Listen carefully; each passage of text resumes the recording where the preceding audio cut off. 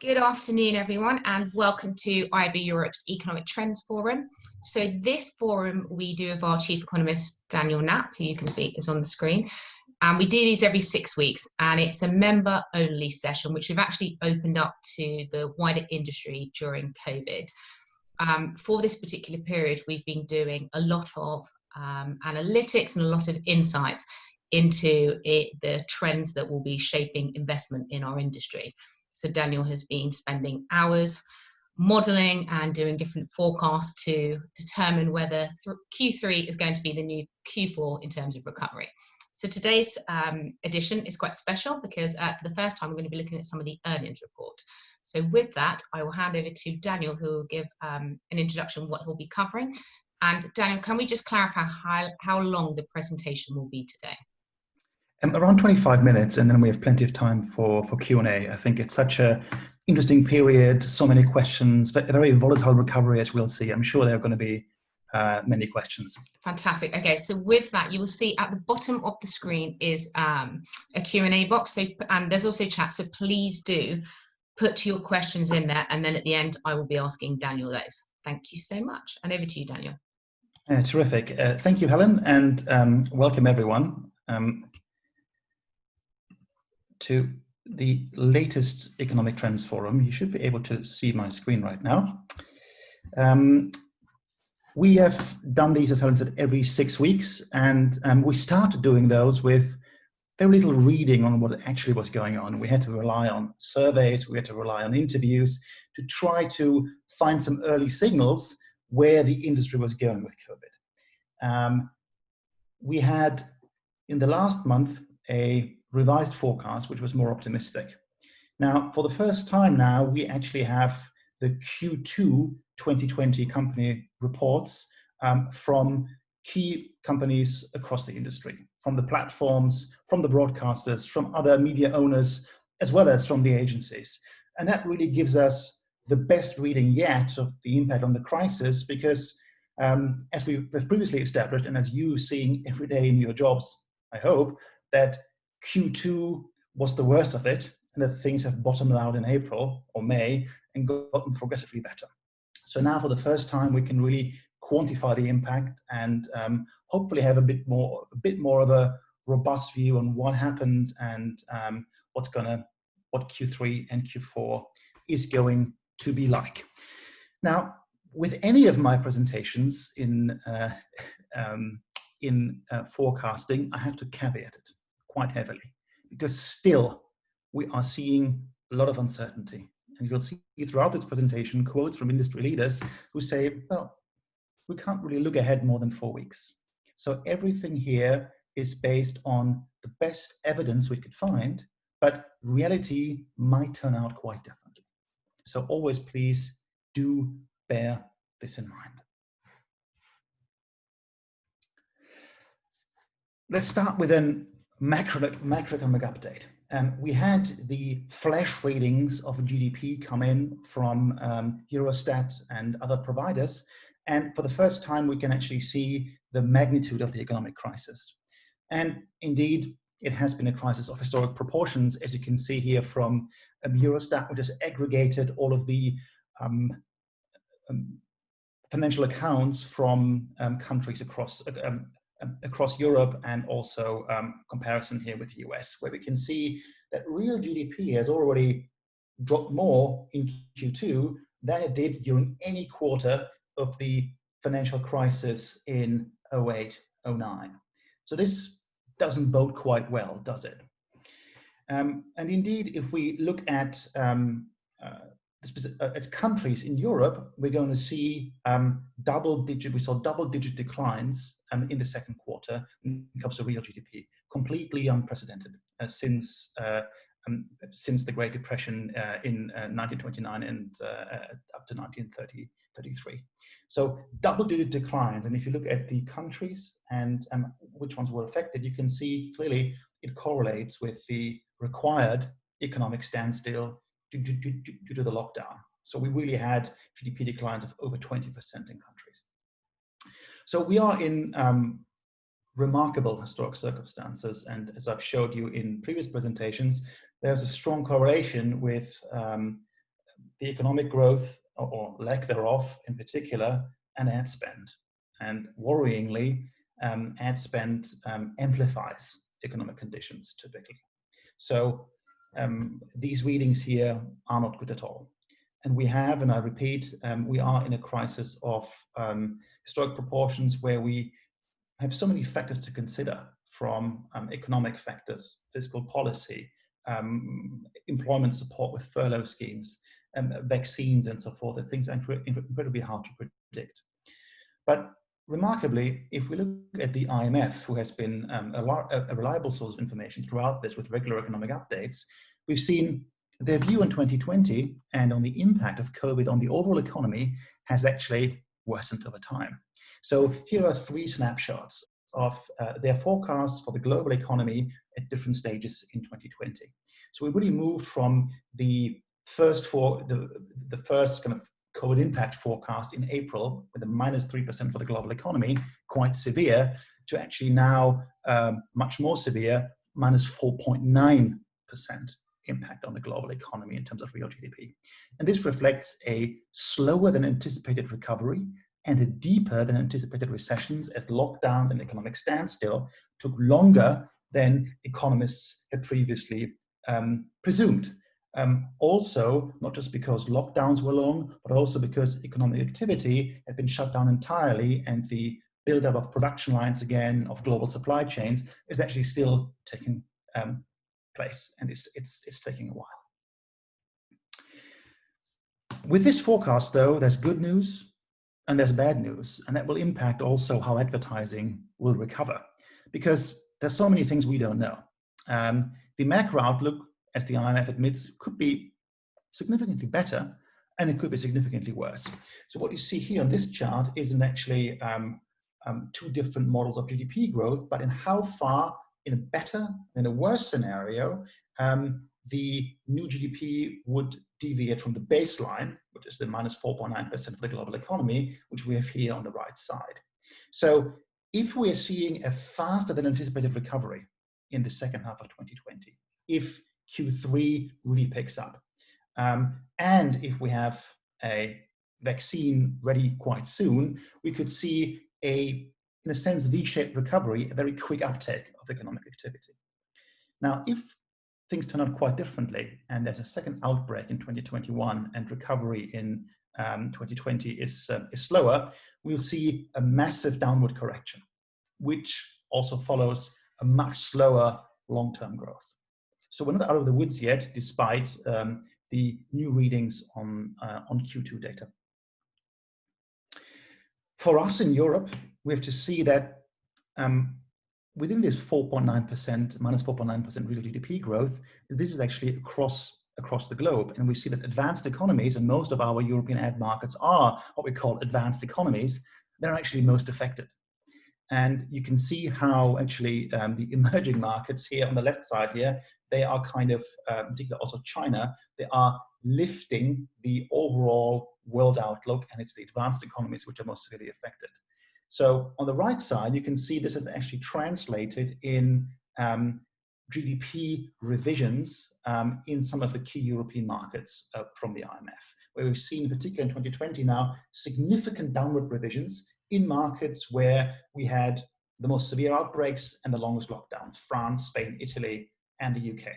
Only a slight downward revision in Russia and Germany, and actually we saw no revisions at all in Poland and Turkey.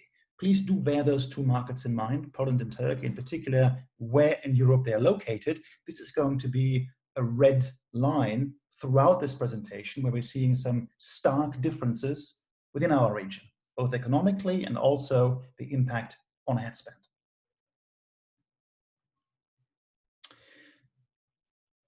So far, when we look at the economy, we've mainly had a supply shock, where production had ceased and stopped, and the lockdown had made consumption much harder. Now, as we're moving out of this, we're actually moving, and I said it previously, but now we've actually more data on it, we're moving into a demand crisis. So you see here on the left, we see the growth rate of employment in person. So we're seeing declining employment, but it's actually not that severe, apart from a few outliers. But people are worried. So if we look at global survey data here from Kantar, where in regular waves they ask people about how long they believe the economic recovery will take from their own personal perspective, you see that the outlook has gotten progressively more pessimistic. And this also means that what we're currently seeing in employment figures isn't the real picture. There is more to come. I just want to show that to you by looking at some alternative metrics. So on the next slide, you'll see the same chart as on the left here with a different scale. So here are the employment trends. So overall, just modest downward revision in employment trends. But we all know government support, furlough schemes and so forth are actually going on. Now, it's hard to predict employment trends, but we can look at the hours worked. And if we look at the decline in the hours worked, we can actually anticipate what this demand crisis might look like. Here you go. So there has been across markets a significant, sometimes even more than 25% reduction in the amount of hours worked. So this reflects furlough, etc. And once this ends, of course, the question is, how do these reduced hours translate into employment trends? Consumers are aware of this. And this impacts in particular what type of goods and services they are going to buy, and hence which advertisers actually are going to or should rightfully advertise during these times. You can see it here. So this is a chart on the left from Eurostat, which has over time tracked consumption and disposable income, and from those two calculated the savings rate. So we're now at a historically high savings rate where consumers still having jobs are putting money away, but they're also, of course, reducing massively individual consumption expenditure. Not as severe yet as we've seen during the financial crisis, but that's also because the data here, it ends in the first quarter. What is remarkable here, and which will impact advertising, is that we're seeing completely different trends than in previous recessions. Usually we have consumers that are digging into their savings, digging into their wallets, relying on safety nets and so forth, and continue to consume, in particular goods of daily use and so forth. So we usually see in recessions the consumption shock much less severe than what is currently taking place. But this time it's really dropping markedly because we have this unique combination of factors, this perfect storm for consumer conservatism, if you will. Distancing consumers are avoiding contact. We have the lockdown. Income losses are coming and consumer confidence is going down. So this means that even if it was possible, travel, automotive, if you think of expensive goods, washing machines and so forth, all these things are less likely to be bought than other goods of daily use, thus affecting which brands can really reach consumers these days. What does this mean? What does all this mean for advertising? Well, before we get there, we need to understand that we need to look at also a more medium-term impact. It's becoming increasingly clear that in order to deal with the economic fallout, countries had to invest massively and actually have amassed a record debts, which actually are now higher than they were during the time of World War II, which means even if consumption comes back, public infrastructure, investments and so forth will slow down, taxes will go up, which means that it is likely that these midterm economic implications will also contribute to making consumer wallets tighter. So this is something that we have to bear in mind when we look at the pace of the advertising recovery 2021, 2022 and beyond. So many factors coming together which are now just only starting to crystallize. Translating this into advertising, we can see, if we do a reading across company reports, a fairly similar picture. Of course, we see the usual suspects of sectors affected. Hospitality and travel don't surprise anyone, automotive as well, luxury down, of course, all reflects these changes in consumption. And we have here reports on the left, top left from WPP. We have on the top right from ITV, a broadcaster in the UK. We have on the bottom right, we got Omnicom, And then on the bottom left, we got a Merkle analysis of Google spend. What's remarkable is that these trends kind of broadly align, with some differences depending also on the sectoral exposure of a certain player. They broadly align across countries, and they broadly align across media categories. Now, when we look at the country impacts for Europe, of course, countries relying on travel and hospitality, particularly in Southern Europe, will struggle more and will take longer to get out of the recession, looking at these trends. What's remarkable is that you see government, for instance, or non-profit services actually performing much better than others, which was primarily driven by, of course, awareness campaigns around COVID, social distancing, and so forth. Key question is, if this is the status quo, what letter of the alphabet will the recovery have? A U, a V, an L, or something else? Martin Sorrell has recently stressed that it's going to have the shape of an inverse square root. So we're having new figures and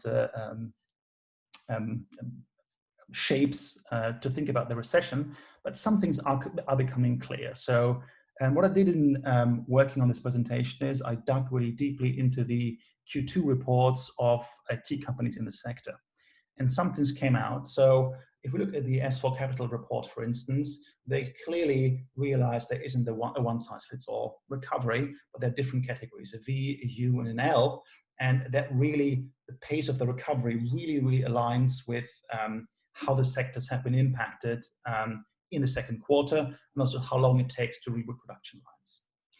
Another thing, though, that we have clearly realized during this recession is that it's not just categories that we should look at, but increasingly we need to look at individual brands. Because one thing that is clear, and in contrast to the previous recession, that during the financial crisis, well, brands cannot change the economic outlook or the state of the country they're active in. They now have much more than previously, and often through digital tools and services, the ability to determine their own position and their own strategy. So while they're embedded in macroeconomic environments, they are less dependent on it. And the rise in CRM, the rise in e-commerce has really shown that, where brands have partly reinvented themselves during the last couple of months and seen and taken approaches specific to their own business models on how to engage with consumers. So breaking out of these sectoral silos. And you can clearly see that, for instance, if you look at Procter and Mondelez, who early on during this recession have really heavily invested in ad spend, and Unilever, which is also more reliant on ice cream brands, for instance, took a very different approach and slowed down advertising. And Coca-Cola went entirely dark and only came back with a vengeance, though, a couple of weeks ago. So increasingly, we need to look at individual brands. That leads me to another point about how brands think or should think about acting in this recession.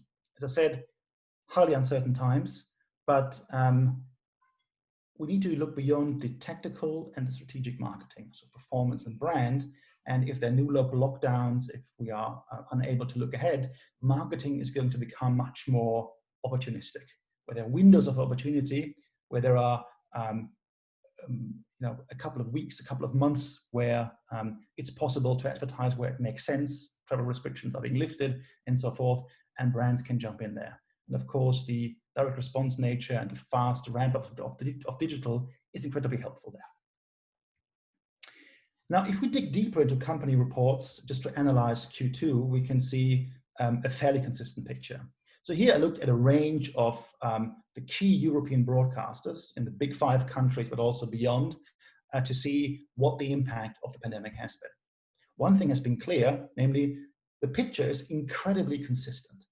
Whether it's Italy, whether it's Germany, whether it is Spain or the UK, we have seen severe double-digit declines in Western Europe between around 37 and 50%. Quite similar. I put in Discovery International here, which is mainly Eurosport and mainly TVN in Poland and some kids channels. We see, and I mentioned that earlier, the red line, that if we look at Eastern Europe, Polsat in Poland, and Central European media enterprises in Bulgaria, Romania, Czech Republic, Slovakia, and Slovenia, a quite different picture where it's relatively better. And if you would dig into these single markets, you'd see some only decline on a single-digit basis. Overall, when we look at TV, we can see that catch-up has only done moderately less worse than linear TV, mainly because things are being, inventory is being bundled together. If we look at the recovery cycles, we get in the analyst report and in the Q&A on the investor calls, a couple of readings. And that means Q3 is clearly less worse than Q2, but we're not out of the woods yet. So for instance, if you look at ProSieben saying July -20, but August slightly positive, so you can see there are green shoots of recovery. RTL was estimating in a call Q3 to be around -10, but getting progressively better. And then if we look at, for instance, Spain, Mediaset España was saying, well, it's only down single digits. So there's clearly hope of Q3, but it's too early to say. Now, Q3 is important as a signal for us, but it's not as important as a revenue driver for the broadcasters. The key thing is Q4, the Christmas business. So the last 4 months of the year will be critical. If we forecast ad markets and we only have a visibility for around 4 to 6 weeks, that makes things incredibly hard. So Q4 can throw everything. It can really improve our outlook, improve the performance of the year, or if it is below expectations, it can really severely affect the outlook. So from a revenue perspective, Q4 has the biggest impact. Leaving the broadcasters and looking at some other constituents of the value chain, we can see a fairly less consistent picture. So here I looked at, over time, the results from key online platforms, both closed and open ecosystems. We see Snap, Google, Facebook, Twitter, Amazon, and the Trade Desk. And you can clearly see that there is a bifurcation of growth in the digital sector. You can see, of course, with e-commerce, with Amazon ramping up, Jeff Bezos laughing all the way to the bank, we got a 40.6% increase year on year in the other segment in Amazon, which primarily consists of advertising. So clearly capitalizing on both the infrastructure, the data, and the changing consumption environments. Facebook, well, we saw social take a dip, clearly, but not going negative, still growing. Snap, young audiences, spending more time online, interacting with friends remotely, also still growing double digit. But we saw in particular search, now very mature, and this isn't just Google, this is Microsoft as well, and other players being impacted, in particular due to the reliance on the travel sector, the hospitality sector. We also saw Twitter affected, and also if we look at programmatic, and I'll just look at Trade Desk here as a bellwether for programmatic being affected, actually showing negative growth. And if we look at other companies, Magnite results were out as well, of course, boosted by Teleria and CTV, but on a pro forma, like-for-like basis, we could also see solid declines in Q2, which means the open internet and programmatic has actually suffered more than some of the other channels in digital, more than social, and also more than e-commerce related advertising. That doesn't mean though that things are going to remain this way. On the analyst calls on Magnite and Trade Desk, executives were fairly optimistic and showed that there are actually clear green shoots and a return to growth. So there is the potential for programmatic to make a comeback with a vengeance.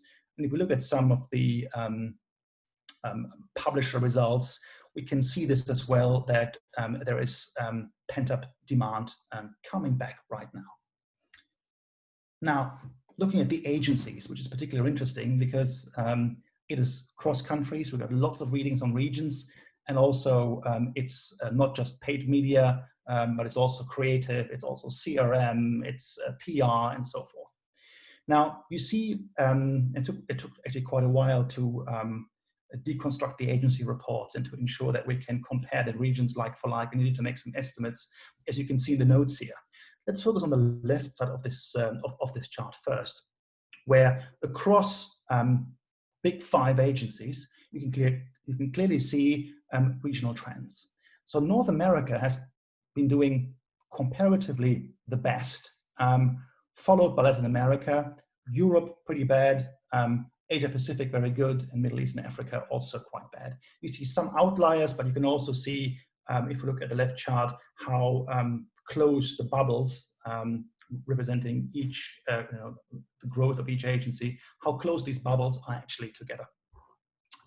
Behind North America, of course, you have elections coming. You have strong growth in CTV. You have often less reliance on media, so paid for media, but other services which have been performing better. The lockdown wasn't as strictly enforced, whereas European economies have been suffering a lot. Asia Pacific, in particular China, boosted by China, which had been kind of out of the woods already after Q1, and Middle East and Africa exposed to significant uncertainty, and often seen as one region, EMEA, with Europe also having budget cuts.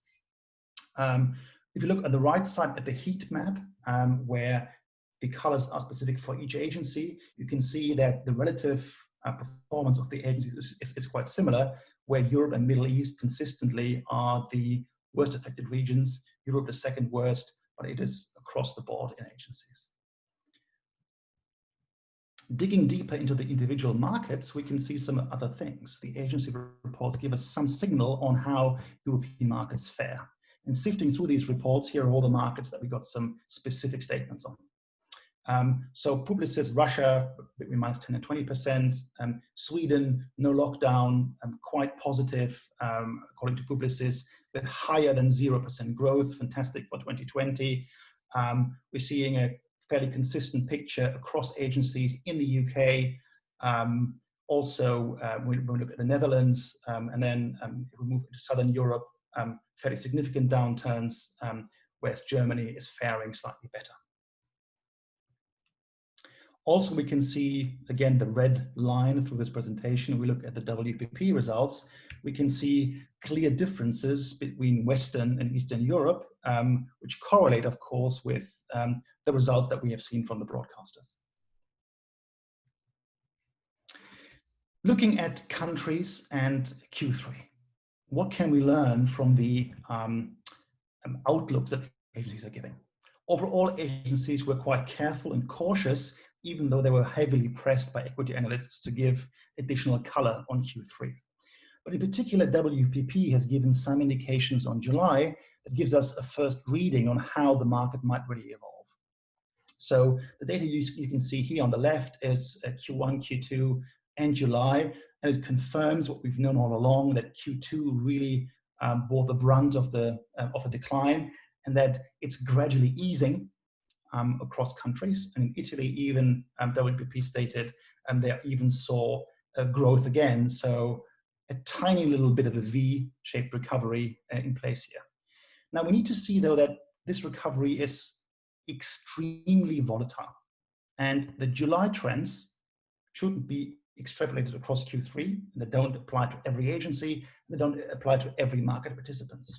And the Spain example here is quite instructive, where you can see that in contrast to other geographies, we saw a fairly strong decline still, according to WPP, in Spain in July. And it might be due to local lockdowns, where we can see if the macro environment changes slightly, everything could change quite a lot. And we also see that if we look, which I haven't put on here, but if we look at Brazil, at India, and other markets in the so-called BRICS, we can see that after a strong easing of conditions, actually at the end of Q2, we're now seeing a worsening of conditions again in July, which means forecasting remains incredibly difficult, and Q3 is not necessarily the savior of 2020.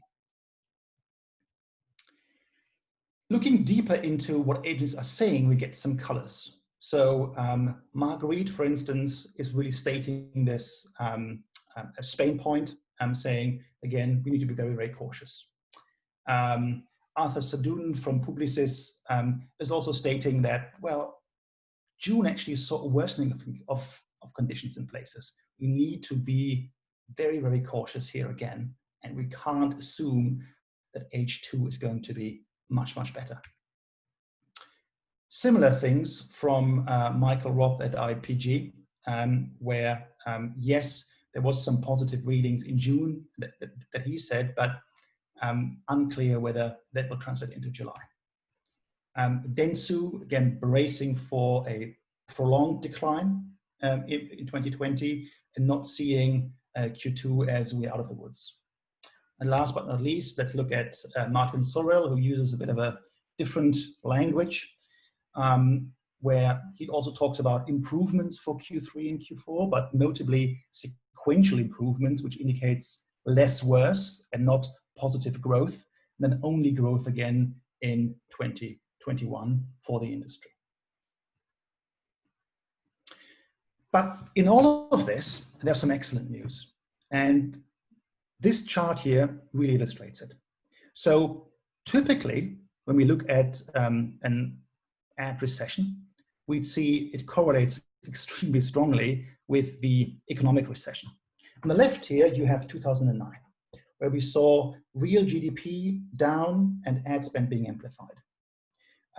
If we now look at the 2020 forecast, and this is the real GDP that Eurostat publishes, minus 8.3, and we take the same ratio of around 2.8x, so 2.8x amplification of ad spend being worse than GDP, we would arrive at around minus 23 for the entire ad market in Europe. The remarkable thing that's happening is that in reality now, this correlation doesn't seem to happen.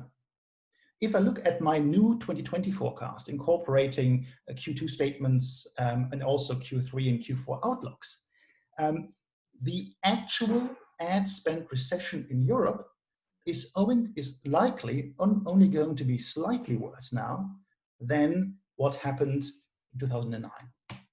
How can that be? Is there now a collapse of correlation? We don't know. It's the first time that we're actually seeing something like this, where there seems to be some kind of bottoming out of the ad spend decline. And there are a couple of theories we can say. Number one, we have arrived at the minimum possible, at the maximum possible ad spend cutback.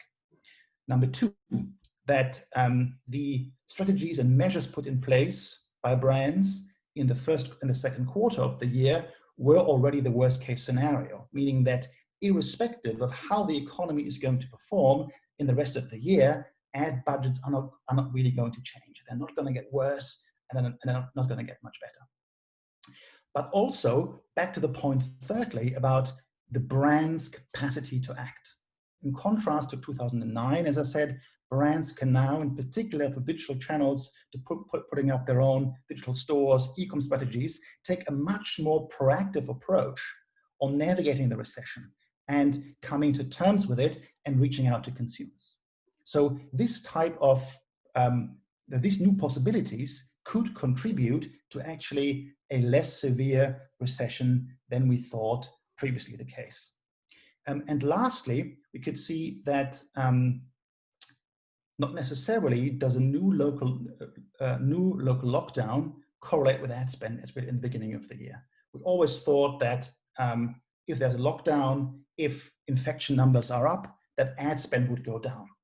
But it doesn't seem to be the case all the time. And my favorite quote from all of the Q2 reports that I sifted through is actually this one from Magnite, where they ran a fantastic experiment, where they looked at the US with lots of local hotspots of COVID infections and lockdowns, and then correlated the changes in programmatic spend with the lockdowns. And they realized here, what I highlighted here, new hotspots do not correspond to a slowdown in spend in these areas, which might be an indication that not only we as people, but also the ad industry has at least partly come to terms with the virus and isn't seeing it as an obstacle to advertising. And that means, to conclude my presentation today, that we were able to make some forecast revisions. So we have in the dark purple here our initial April forecast, doom and gloom scenario. We were a high lack of visibility. We didn't have any company reports. But now looking at those reports and looking what is actually happening, we are far more bullish on digital and a bit more bearish than traditional. But overall, you can see there was an upward revision of our forecast from minus 16.3% for all of Europe to minus 12.9%. Also, what contributed to this was, of course, the very differential performance of Eastern Europe, which we believe will lift the overall market up slightly. Also, Germany, as the second largest market, we see much less exposed than the largest market, the UK, and that is also helping to lift the overall forecasts. As we only have flash GDP updates, I will only be able to release the by-country forecasts for all of the countries in our ADEX study in a couple of weeks, but I do hope that this gives you a first indication and actually some well-founded, empirically robust optimism that things are not, despite everything happening, despite all the uncertainty, not as bad as we initially thought. And lastly, here we can see that if we dig into the formats, we can see that the pace of the recovery in digital, it is not even, and it reflects the company results I've shown. But overall, there's an easing of conditions and a return to growth. And with that, I would like to thank you for your attention, and I very much look forward to your questions. Thank you. Thank you very much, Daniel. And I thought having the comparison slide to your predictions from April, it's actually quite a nice way to end the presentation. And then you brought the other slide in afterwards. So, just to let the audience know, if you do want to ask Daniel a live question, you'll see that you can just raise your hand, your virtual hand, so I can then allow you to talk. Alternatively, you can just drop some questions into the Q&A box. So Daniel, I'm going to kick off with a couple of questions first off, while we see if anyone is brave enough to raise their hand. So you said that the ad industry has now kind of come to terms with COVID. So is Christmas cancelled for the advertiser? Do you think that they have factored their investment, given what we've recently seen in the news? I think Christmas clearly isn't cancelled. It is, in a very strange year, again, an opportunity to reach out to people. Christmas is usually an event celebrated at home. It's about looking inwards and being cozy in a sense. So although we're all terribly tired of lockdown, the Christmas pitch from an advertising perspective actually works quite well. But do you think, compared to last year, compared to 2019 investment levels, in Q4, are you expecting to see? It's very hard to say, and honestly, I think no one in the industry can confidently say that. I believe that we will see either a moderate decline year on year or a very slight increase. A lot of the brand budgets will be postponed to 2021. Yeah. So the good news is that, for instance, if you look at the TV performance and you saw these massive declines, that money isn't necessarily gone. It just means it is postponed to 2021. And the jury is still open whether that money is going to be used in Q4 or whether all of it is going to be used in 2021. So we shouldn't get too excited with Christmas, but we also shouldn't dismiss it. If things remain as they are right now, we might see a small increase in Q4. Perfect. Okay. Well, that actually, you kind of answered one of the other questions, which was about advertisers. Are they saving some of their budgets for 2021, or do you see those budgets being shifted internally in companies? I think this is one of the most fascinating areas in the industry right now. What's happening with budgets? And when I looked at, and this is going to be a bit of a longer answer, I apologize in advance, but when I looked at the agency reports in Q2, I realized that there was, apart from the mandatory engagement with COVID, suddenly a new story emerging. And everyone had slides on digital transformation. So there was a massive push of a new model, a new way of thinking about marketing. So when it comes to budgets, there are two things. One is, of course, will budgets be postponed to 2021 or another quarter? And is 2020 a write-off? I believe for most advertisers, it's now a write-off where you will see them act opportunistically if the opportunity arises. But overall, what we're seeing is a move away from paid media interruptive advertising to other ways of engaging with consumers, where in particular during these times, it's clear that the website, the customer experience, the way to purchase, it's all part of the brand. And we had that previously, when IAB US started talking about the D2C revolution, which has been kind of a bit more, some discussion has been a bit muted right now. But that logic already was there, that the website, the UX, it's part of the brand. It's brand advertising in a sense, and not just the banner or the video. So we're seeing more budgets moving in that area. And I think that's one of the macro trends that we're currently seeing. I don't think everyone who is talking about it and putting out fancy slides will actually be able to capitalize on that. And we've seen across agencies and other players huge differences. Some were actually growing year on year when it comes to CRM, customer design experience, and others saw it actually decline as much as media. So this is going to be a new fascinating battleground and a critical one to attract brands' budgets in 2021 and beyond. Great. And then just going back to the earnings reports that you were sharing at the very beginning. So, you addressed some of the category trends across those. Were there any other similarities that you saw in terms of the type of advertisers? And that could be in scale. Is it the big brands? Is it the SMEs? What was helping to shape some of these investments? You've seen huge differences depending, for instance, when we look at agencies, depending on the client roster. We've seen, of course, alongside that massive stock boom in the tech sector, those relying on tech and healthcare perform orders of magnitude better than others who are in the kind of in this, deeply embedded in the CPG and in the auto world. That's one thing. But as we've always said separately to that, digital advertising is much more reliant on SMEs and small brands. And probably part of the reason why we are not seeing the same declines as in 2009 is also we have hundreds, thousands of more advertisers where not advertising isn't an option because they do not have a brand that they can just rely on and going dark, where advertising and the ability to sell are intrinsically interwoven.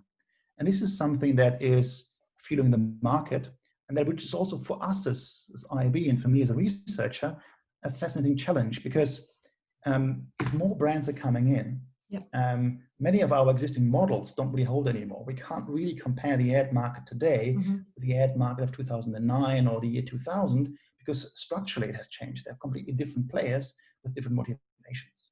But the good news for digital in this is that the nature of companies that are in the market cannot afford to stop advertising, unless, of course, they go out of business. So it is very much that's what I was trying to, when we were looking at some of the report, it is very much the long tail then of advertisers. Yes. And you talked about the pent-up demand for programmatic, that it's been hit compared to when we see some of the social channels. So where is that demand coming from? Is it the same SMEs? Where is it does vary. So if we look at the Magnite report and some of the factors one of the factors that they reported in terms of fueling growth outside of CTV is those advertisers who have boycotted other platforms and actually go into the open market as they want to do the open internet as they wanted to continue to reach consumers. Overall, it also depends on the type of player. We've seen, of course, that alongside tighter budgets, a stronger reliance now on brand suitability and also on SPO. We've talked about SPO and programmatic for quite a few years now, but finding the right partners finding efficiencies is incredibly important. So every brand that wants to find those efficiencies also gets more confident in investing in the long term. That's a nice pitch, Daniel, for the SPO guide that we launched yesterday. So if anyone is interested, go to IAB Europe's website and you'll see a fascinating guide into SPO and DPO. So I've got a question here. So this one, historically, as we know, Q1 of every year is lower in terms of investments in advertising. So based on this year's gloomy look, how should the industry prepare for Q1 21? That's a tough one on how to prepare, in particular because it varies by different media. You know, if you're a publisher, are you in a medium with lots of upfront commitments like TV? Are you reliant on the open market? So, maybe on their pipeline as well, what they would typically project for. So this really varies a lot. I think from a publishing perspective, it's important to, a media sales house perspective more widely, it's important to be able to demonstrate outcomes, as budgets will remain under scrutiny and digital has to become more measurable in that sense. But on the other hand, I think there are massive opportunities just to absorb rising consumer demand of a hopefully no lockdown world, etc. I think again, from a publishing perspective, setting squares on a page is increasingly not enough. One needs to add other services. I talked about SPO, insights, and so forth. And from an agency perspective, to not just think about media, but to enable new customer experiences, to provide solutions for not just one-off tear-jerky ad spots, but long-term solutions for transforming a brand, and for brands to assess what impact can I make with my advertising? Is there a window of opportunity for me? And I think as long as we don't have a vaccine, we will remain to see this opportunistic advertising. So no lockdown. Is there certain, are people susceptible to my to my messaging and so forth? So unfortunately, no one size fits all solution, but I think lots of opportunities. Perfect, thank you. And then this question is just looking at job security, comparing our industry with other sectors out there. How job secure do you think we all are, Daniel? Well, we've all seen the recent debates about ageism in the industry, which looking at my grey hair, I think I should be increasingly vocal in. But the ad industry, of course, is one that likes to rely on young talent, and one that unfortunately often still sees talent as highly disposable. So that is going to be a risk. We've also seen many companies, having just too much staff in a sense, making them very slow, not agile, not cost effective. So there will be a slimming down.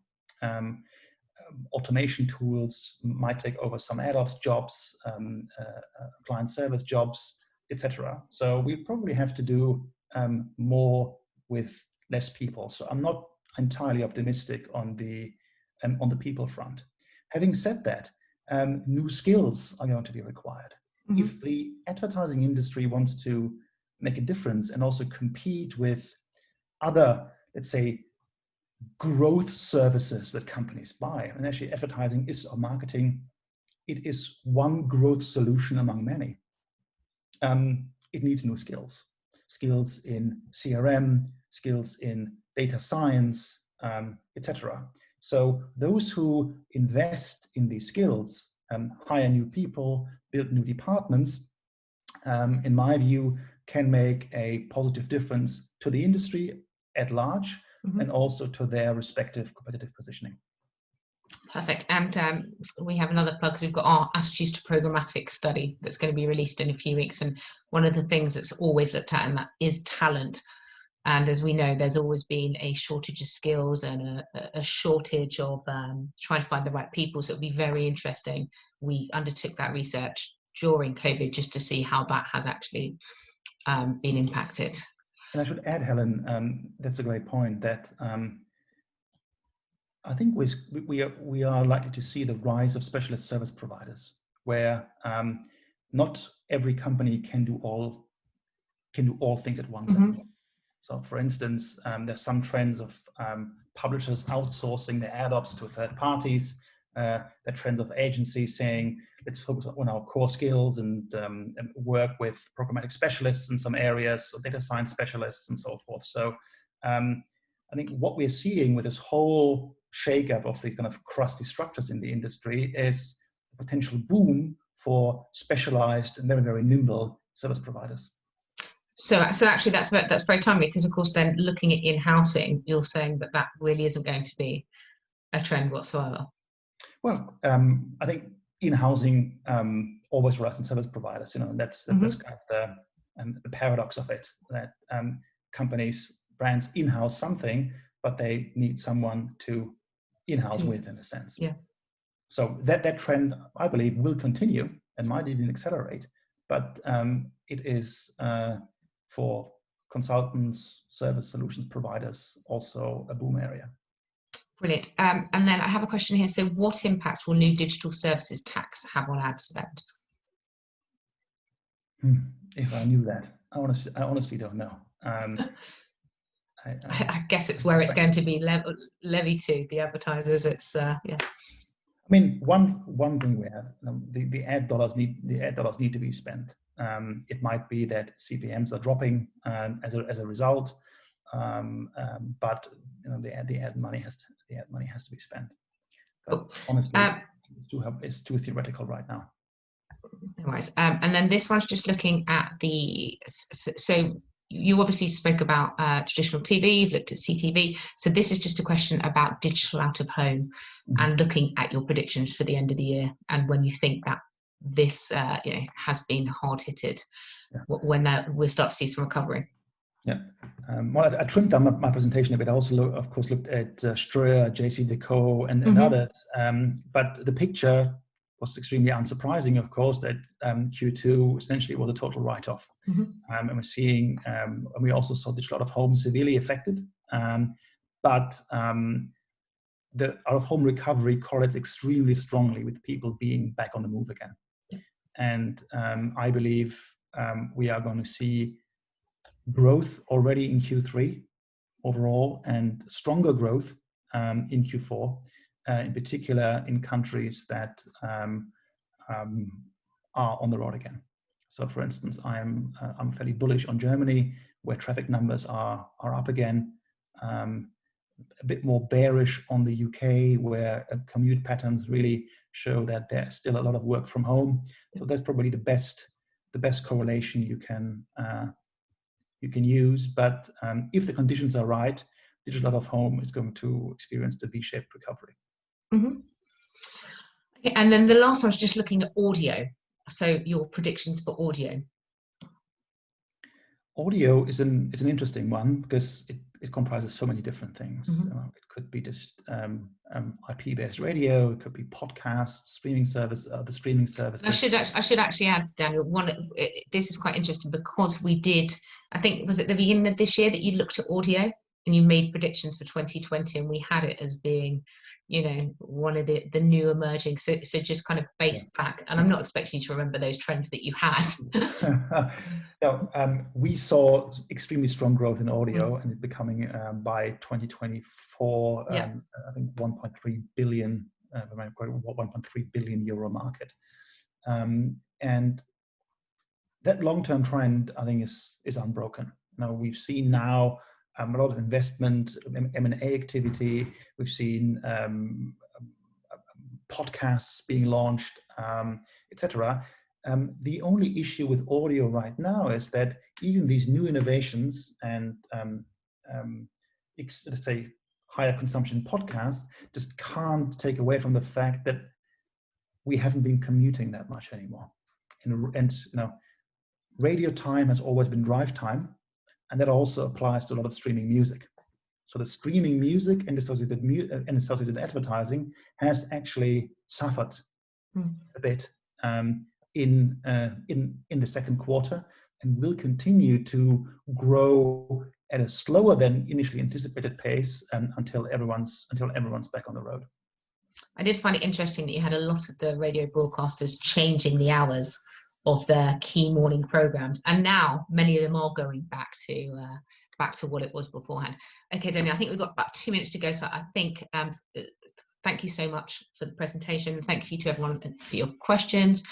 We will be sharing the slides with members afterwards, so if you're a member, it will be up and loaded on our website, as well as this presentation. And if you do have any questions, please do just email us. And we've got a whole host of events that are coming up over the next few weeks. Next week we'll be doing an industry insider with On Brand Safety with Group M, and on the 6th of October we have our virtual CTV day, followed by our digital audio day on the 22nd of October. So we look forward to chatting with you very soon. Thanks, everyone. Thanks very much. Thank you. Bye-bye.